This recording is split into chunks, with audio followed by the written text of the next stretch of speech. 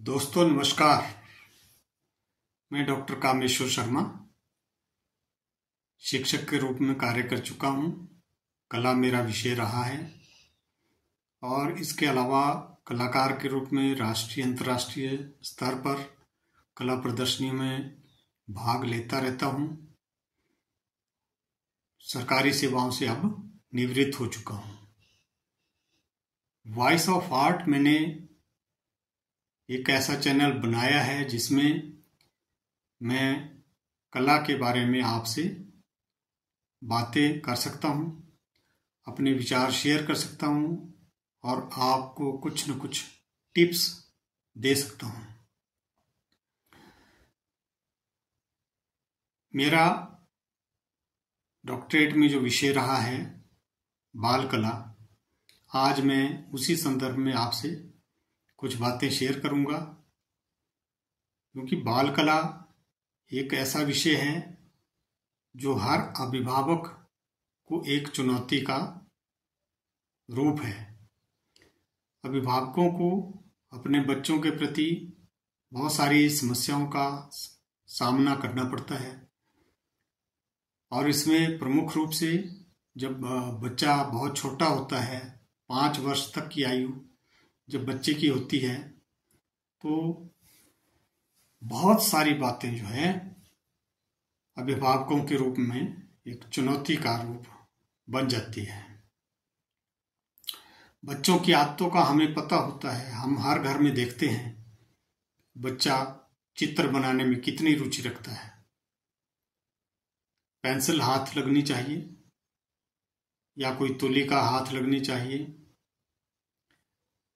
दीवारें नहीं बचेगी घर की, फर्श नहीं बचेंगे घर पे, और जिस बिस्तर पर वो सोता है उस बिस्तर पे भी चित्रकारी देखने को अक्सर मिला करती है। यहाँ तक लड़कियों की बात जहाँ तक है, अपनी मम्मी के मेकअप का सामान ले लेती है और वो कहीं अपने मुंह पे चित्र बनाती है, बाहों में चित्र बनाती है, टांगों में चित्र बनाती है, हाथों में चित्र बनाती है। ये उसकी आदत बन जाती है और ये एक माँ बाप के लिए समस्या खड़ी हो जाती है कि इसको कैसे रोका जा सकता है। और कई बार तो अभिभावक बहुत ही अन्यायपूर्ण निर्णय लेकर के कदम उठाते हैं। आज के समय में यांत्रिक समय है, मोबाइल है, लैपटॉप है, टैब है, कुछ ऐसे यंत्र आ चुके हैं, तो अपना मोबाइल देकर के भी अभिभावक अपने बच्चों को शांत करने का प्रयास करते हैं। ये बहुत ही अनिर्णायक कदम है जिसमें हमें काफी हानि उठानी पड़ती है। छोटी उम्र में अगर बच्चों को मोबाइल दे देते हैं तो उसकी आंखों की ग्रोथ, उसकी हाथों की ग्रोथ, उसके दिमाग की ग्रोथ, उसकी मानसिक ग्रोथ, उसकी शारीरिक ग्रोथ, हर तरह की ग्रोथ रुक जाती है, क्योंकि बच्चे को शारीरिक क्रिया करने का समय नहीं दिया जा रहा है। वो समय उसका मोबाइल ने ले लिया, जहाँ पे बच्चा स्वतंत्र रूप से कुछ न कुछ कला अभिव्यक्ति करने के लिए प्रयास करता था, तो उस समय उसको यंत्र मिल गया। और हमने अक्सर देखा है घर घर में कि बच्चे मोबाइल से बड़े खुश हो जाते हैं, लेकिन इसकी समस्या का सामना किसको करना पड़ता है? बच्चे को भी और अभिभावकों को भी। तो ये बहुत सारी बातें हैं जो आपसे शेयर करनी है कि क्या क्या समस्याएं बच्चे के कला सीखने के समय होती है और किस तरह से इन बड़ी समस्याओं को समाधान किया जा सकता है, क्या क्या सॉल्यूशंस हैं, क्या क्या उपाय हैं। तो इस वॉइस ऑफ आर्ट चैनल पर आप सभी का स्वागत है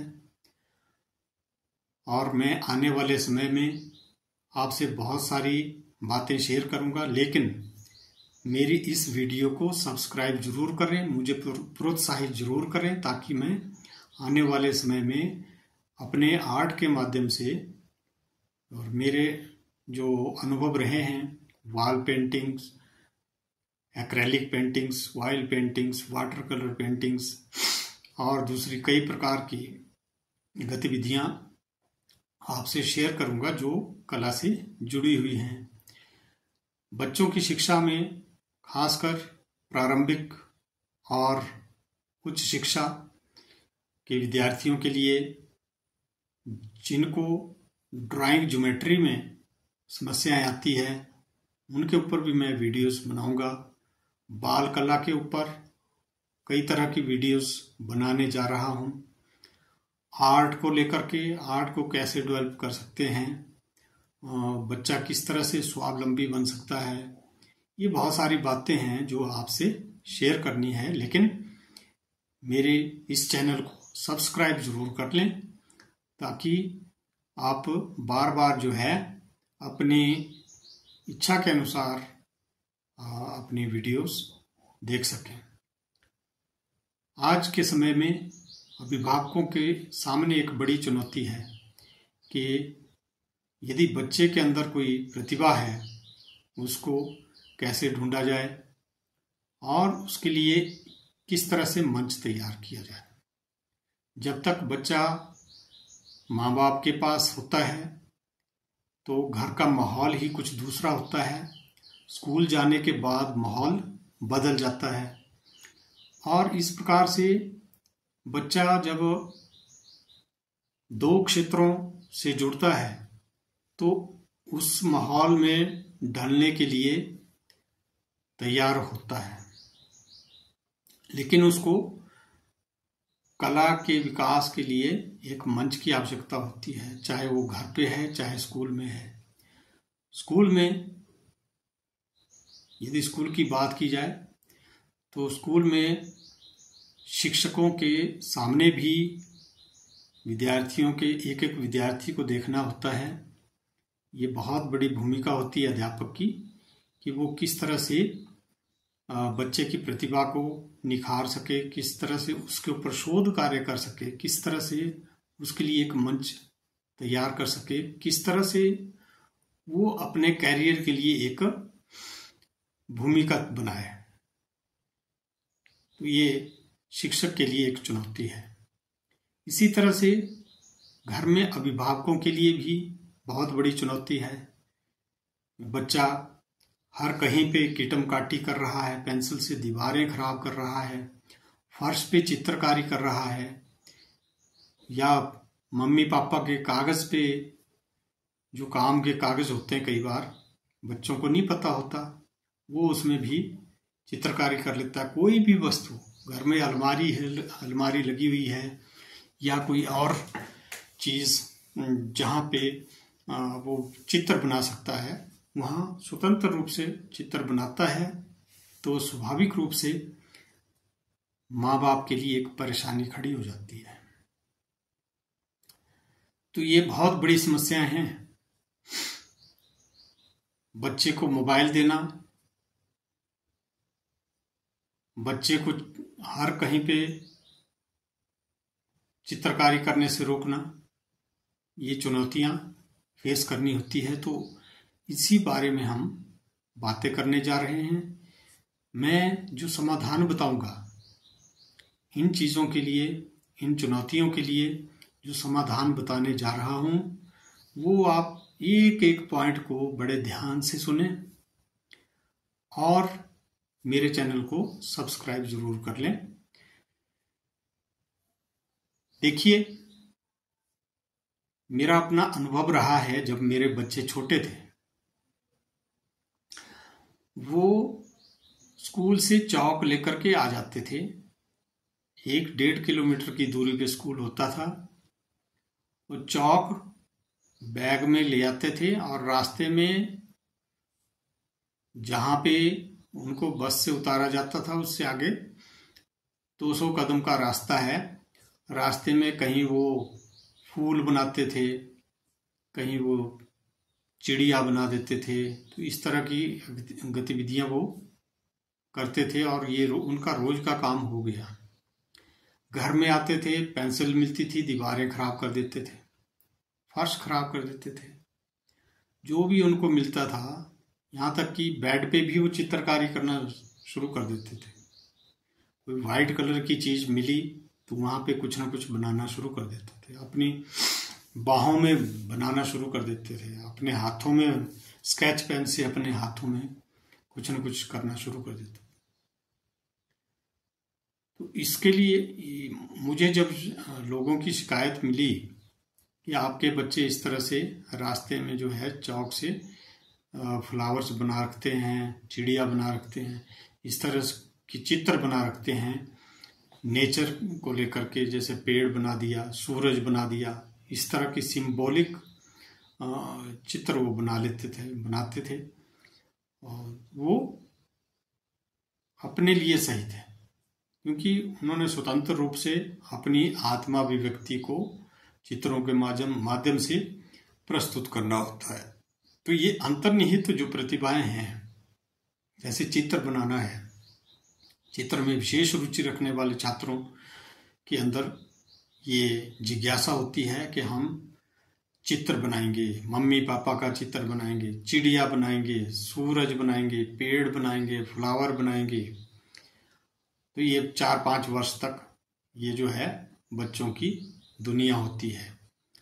इसमें कुछ न कुछ बच्चा किसी न किसी सरफेस पे, किसी न किसी धरातल पे चित्र बनाता रहता है। तो अब मैं क्या करता, ये मेरे लिए भी अभिभावक के रूप में एक समस्या थी। तो मेरा तो बाल कला एक शोध विषय रहा है, मैंने इसी में डॉक्टरेट भी की है। तो मैंने इस पर विचार किया, इस बात को लेकर के कि इनको किस तरह से मैं कला को विकसित करने के लिए कदम उठा सकता हूं। तो मैंने क्या किया, एक दीवार कॉर्नर में, एक दीवार पर ब्लैक बोर्ड पेंट्स कर दिया 4 बाई 5 फीट के साइज में, जहां पे बच्चों को हाथ पहुंचने तक स्थान मिल गया। मैंने उनको चौक दे दिया, कलर चौक दिया, वाइट चौक दिया, डस्टर दे दिया, और बच्चे वहां फ्रीडम से जो है वो अपनी आत्माभिव्यक्ति करने लगे। तो उन्हें फ्रीडम मिल गई, बच्चा तो फ्रीडम चाहता है, स्थान मिल गया, तो निश्चित रूप से बच्चे जो है रुचि बनाते हैं ऐसी जगह में, ऐसे क्षेत्र में जहां उनको स्थान निश्चित किया गया है, वहां पे करने लगे। और इसी तरह से उनकी जो है कला डेवलप होनी शुरू हो गई। और हर एक आर्ट के कंपटीशन में बच्चे फर्स्ट सेकंड। हर्बर्ट रीड जो प्रसिद्ध मनोवैज्ञानिक हुए हैं, बच्चों की उन्होंने 7 अवस्थाएं बताई हैं। तो उन विषयों के ऊपर, उन अवस्थाओं के ऊपर मैं अलग से वीडियो बनाऊंगा, किस तरह से बच्चों की कला का सही विकास होता है, किस तरह से बच्चा सीखता है, और क्या क्या प्लेटफॉर्म्स बच्चे के लिए मिल सकते हैं, ताकि आने वाले समय में बच्चा स्वावलंबी बन सके। शौक, मजबूरी, ये 2 चीजें हैं जो बच्चे को स्वावलंबी बना सकती है। लेकिन माध्यम है कला। तो कला के विकास के लिए किस तरह से हम कदम उठा सकते हैं कि बच्चा स्वावलंबी बन सके, आने वाले समय में अपना कैरियर बना सके, प्रोफेशन बना सके। आज के समय में बहुत सारी यांत्रिक सुविधाएं आ चुकी हैं, को प्रोफेशन में ढालने के लिए सही मंच तैयार कर सकते हैं, और किस तरह से उसके आर्ट को डेवलप कर सकते हैं। मैं अलग अलग विषयों को लेकर के आपके समक्ष कला के ऊपर कुछ बहुत सारे टिप्स देता रहूँगा, और मेरी वीडियोस आप लगातार देखते रहें। चैनल ज़रूर सब्सक्राइब करें और मेरी वीडियोस को देखते रहें ताकि मुझे प्रोत्साहन मिल सके। और बाल कला के ऊपर मैं अलग से कई विषयों के ऊपर वीडियो बनाने जा रहा हूं। जिन अभिभावकों के बच्चे अभी छोटे हैं, विशेष रूप से वो अभिभावक तो चैनल को सब्सक्राइब कर ही लें, ये बड़ा महत्वपूर्ण रहेगा उनके लिए। और मेरी वीडियोस का लाभ उठाते रहिए। वॉइस ऑफ आर्ट चैनल में आप सभी का बहुत बहुत धन्यवाद। Thank you.